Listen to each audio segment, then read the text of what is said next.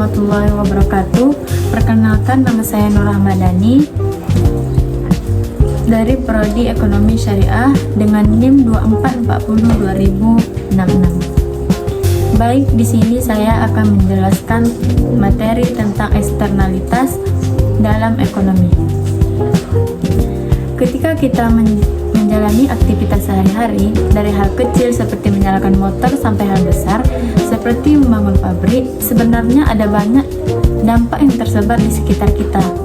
Kita mungkin tidak sadar, tapi apapun yang kita lakukan bisa secara langsung atau tidak langsung memengaruhi orang lain. Dalam ekonomi, dampak yang menular ke pihak lain tanpa melalui pembayaran atau izin disebut eksternalitas. Konsep ini penting karena sering menjadi penyebab masalah sosial, lingkungan, dan ekonomi jika tidak dikelola dengan baik. Yang pertama yaitu pengertian eksternalitas. Eksternalitas adalah dampak tambahan dari suatu aktivitas ekonomi yang dirasakan oleh pihak lain di luar aktivitas tersebut. Dan dampak itu tidak terjamin dalam harga maupun mekanisme pasar. Dengan kata lain, seseorang melakukan sesuatu, tetapi orang lain itu kena efeknya, entah untung atau rugi, tanpa ada kompensasi. Contohnya yaitu seseorang merokok di tempat umum. Orang yang merokok merasa biasa saja, tapi orang lain yang menghirup asapnya ikut terdampak.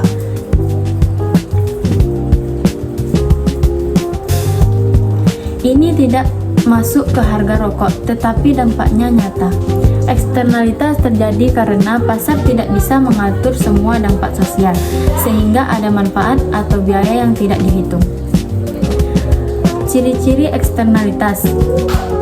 Agar kita mudah mengenali eksternalitas, berikut ciri-cirinya. Yang pertama, ada aktivitas ekonomi, misalnya produksi, konsumsi, atau kegiatan sehari-hari. Kedua, ada pihak ketiga yang terdampak tanpa ikut terlibat langsung. Dampaknya tidak melalui transaksi pasar, artinya tidak dibayar atau tidak dibebankan secara resmi. Selanjutnya, dampaknya bisa positif atau negatif. Selanjutnya, penyebab kegagalan pasar karena biaya atau manfaat tidak tercermin dalam harga. Berikutnya, dampaknya bisa jangka pendek atau jangka panjang, misalnya polusi jangka panjang. Terakhir, bersifat tidak disengaja, namun efeknya sering sangat besar. Contoh sederhana eksternalitas.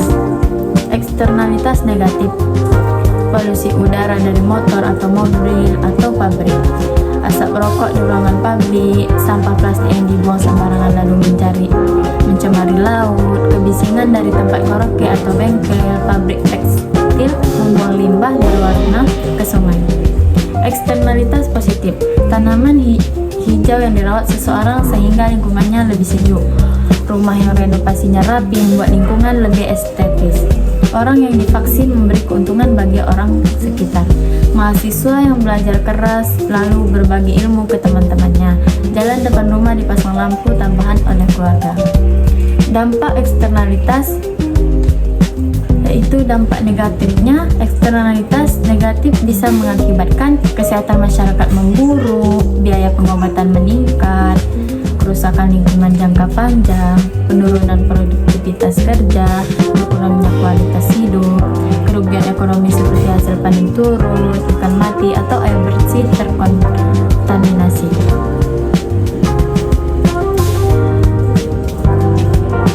Kedua, dampak positif.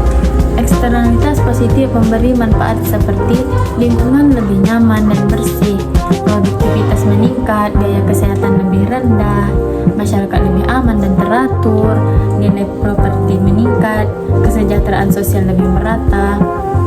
Eksternalitas adalah bukti bahwa aktivitas kita harganya tidak selalu stabil. Ada biaya sosial dan manfaat sosial yang kadang tidak terlihat, tapi dirasakan bersama. Jenis-jenis eksternalitas. Yang pertama, eksternalitas produksi. Dampak dari proses produksi perusahaan kepada masyarakat. Contoh limbah pabrik, polusi pabrik semen, kebisingan alat berat. Kedua, eksternalitas konsumsi. Dampak dari konsumsi seseorang yang memengaruhi orang lain.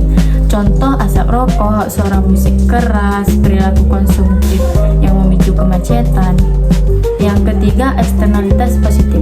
Aktivitas yang menguntungkan pihak lain. Contoh vaksin, penghijauan, dan berbagi ilmu. Yang keempat, eksternalitas negatif. Aktivitas yang merugikan pihak lain. Contoh polusi, sampah, dan limbah industri. Berikutnya, eksternalitas teknologi. Perkembangan teknologi yang memberikan efek kepada banyak pihak. Contoh, inovasi mesin canggih yang meningkatkan produktivitas petani sekitar. Berikutnya, eksternalitas lingkungan. Dampak terhadap alam, baik positif maupun negatif. Contoh, penebangan hutan, yaitu negatif. Penanaman mangrove, yaitu positif. Selanjutnya, kasus-kasus eksternalitas di kehidupan nyata. Kasus pencemaran sungai. Banyak industri membuang limbah langsung ke sungai. Dampaknya ikan mati, air tidak layak konsumsi, pertanian terganggu, masyarakat sekitar menanggung biaya kesehatan. Ini adalah contoh eksternalitas negatif terbesar. Kedua, kasus kemacetan kota besar. Setiap orang yang merasakan punya hak membawa kendaraan pribadi. Namun, ketika jumlahnya terlalu banyak, dampaknya polusi meningkat, waktu habis untuk macet, stres meningkat, gaya bahan bakar bertambah. Kemacetan adalah eksternalitas negatif dari konsumsi kendaraan. Berikutnya, kasus eksternalitas positif. Pembangunan taman kota meningkatkan kualitas hidup dan nilai properti. Program sekolah gratis meningkatkan kualitas SDM. Penggunaan sepeda mengurangi polusi dan meningkatkan kesehatan. Dan terakhir, penghijauan di desa membuat udara lebih sejuk dari pariwisata meningkat. Mengapa eksternalitas terjadi? Ada beberapa penyebab utama. Yang pertama, kurangnya aturan regulasi. Jika pemerintah tidak mengatur limbah, sampah, atau polusi, pelaku ekonomi bisa seenaknya. Yang kedua, tidak adanya biaya sosial. Perusahaan sering hanya menghitung biaya pribadi, bukan biaya sosial. Yang ketiga, tidak ada insentif. Orang tidak diberi imbalan untuk melakukan hal yang menghasilkan eksternalitas positif. Yang keempat, kurangnya kesadaran masyarakat. Budaya buang sampah sembarangan, konsumsi berlebihan, dan gaya hidup yang boros. Yang terakhir, pasar tidak bisa mengatur semuanya. Harga barang tidak memasukkan biaya kerusakan lingkungan, sehingga barang berbahaya bisa tetap murah. Selanjutnya, solusi untuk mengatasi eksternalitas. Yang pertama yaitu pajak khusus. Yang kedua, subsidi untuk eksternalitas positif. Yang ketiga, aturan dan regulasi. Keempat, edukasi masyarakat. Kelima, pengelolaan bersama. Keenam, teknologi ramah lingkungan. Kesimpulannya, pada akhirnya, eksternalitas mengajarkan kita satu hal sederhana namun penting. Dalam kehidupan sosial, tidak ada tindakan yang benar-benar hanya berdampak pada diri sendiri. Mau itu hal kecil seperti membuang sampah atau hal besar seperti membangun industri. Semuanya meninggalkan jejak. Jejak itu bisa membantu orang lain atau bisa menyulitkan mereka.